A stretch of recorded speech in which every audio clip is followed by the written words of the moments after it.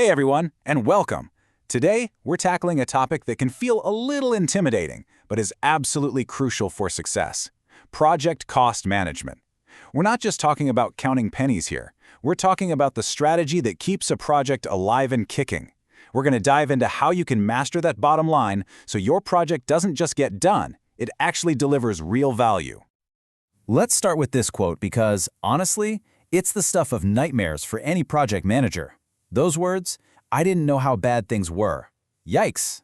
Now, it points the finger at communication, and that's fair. But you know what's almost always hiding behind a communication breakdown?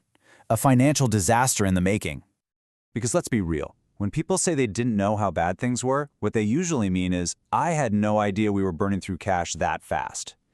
And that's exactly what we're here to talk about: how to get a firm grip on the finances before you ever get to that crisis point. So here's our game plan. First, we'll look at why budgets so often go off the rails. Then we'll break down the different kinds of costs. After that, we'll see how to turn a wild guess into a solid estimate, keep spending on track, and finally, we'll zoom out to see how this all fits into the bigger picture of portfolio management. All right, first up, why do budgets break? To avoid our own train wrecks, we got to understand what causes them in the first place. You can think of this as doing a pre-mortem on a project that hasn't even started yet. You know, a budget overrun is rarely one big thing. It's more like a perfect storm. It often starts with a shaky foundation, just poor planning right out of the gate. Then the infamous scope creep starts slithering in, adding more and more work without adding more money. Maybe you didn't talk to your users enough, so you're building something nobody wants. Or maybe you just weren't prepared for risks. You never saw the iceberg coming. It's a classic domino effect. Okay, so to build a budget that can actually withstand those storms, we need to speak the language. Let's get into the DNA of a project budget and break down what cost really means. First, we've got to separate the tangible from the intangible. Tangible costs are the easy ones, right? The stuff you can put a price tag on: salaries, equipment, software licenses. But then you have the intangible benefits, which are way harder to quantify but can be incredibly valuable. Think about the goodwill or brand prestige you get from a successful launch. You can't stick a dollar sign on it, but wow, is it important. Next up, direct versus indirect costs. This is pretty simple. A direct cost is something that's tied right to the project work. A developer's salary? That's a direct cost. An indirect cost is the overhead, the stuff that keeps the whole operation running, like the rent for the office or the electricity bill. A good budget has to account for both. Now this one is absolutely critical. A budget without reserves isn't a plan, it's a prayer. You need a safety net for when things go wrong. There are two kinds. Contingency reserves are for the known unknowns, risks you've actually thought about, like what if our main supplier is late? Then you have management reserves. These are for the unknown unknowns, the totally unexpected stuff that comes out of left field. A mature budget plans for both. Okay, we've got our vocabulary down. Now, how do we actually create the budget? Let's trace the path from a vague idea scribbled on a napkin all the way to a rock-solid financial plan you can count on. See, an estimate isn't just a number you pull out of thin air. It evolves. You start with a rough order of magnitude, or a ROM. It's a huge range, a ballpark guess you make at the very beginning. As you learn more, you tighten that up into a budgetary estimate. And finally, when you know exactly what you're building, you get to a definitive estimate. It's like focusing a camera lens. The picture gets clearer and clearer over time. So how do we get to those numbers? Well, project managers have a few key techniques. There's analogous estimating, which is basically looking at a similar project from the past and saying, it'll probably cost about the same.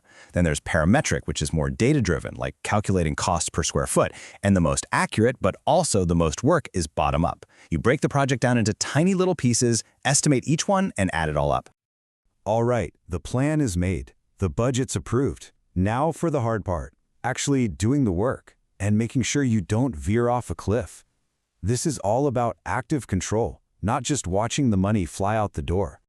The gold standard for this kind of control is a system called Earned Value Management, or EVM. Now, don't let the fancy names scare you.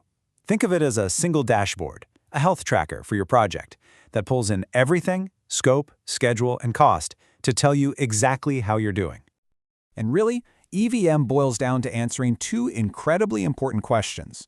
The first is measured by the Cost Performance Index, or CPI. It asks, are we getting the value we paid for? If your CPI is over 1, great, you're getting more value than you're spending. If it's under 1, you're in the red. The second is the Schedule Performance Index, or SPI. It asks, are we as far along as we're supposed to be? With just those two numbers, you get a powerful, instant snapshot of your project's health. So for our last piece here, let's pull the camera way back. Because any single project, it doesn't exist on an island. Its budget, its goals, they're all part of a much, much bigger strategy inside the company. And that's where project portfolio management comes into play. So why should you care about this bigger picture? How about this number, 250%?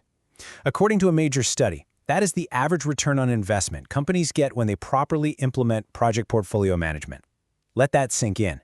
This isn't just about being a little more organized. This is a huge strategic advantage. So what is PPM, really? It's the art and science of looking at all the projects an organization is working on and asking, are we spending our limited time and money on the right things?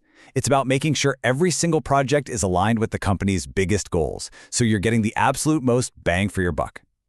And that really brings us to the final, most important question. A question every project manager, every team member should be asking themselves constantly. Are you just spending money, or are you actually creating value? Because great cost management isn't about pinching pennies. It's about making sure every single dollar you spend is an investment in a bigger, more valuable future. Thanks for watching.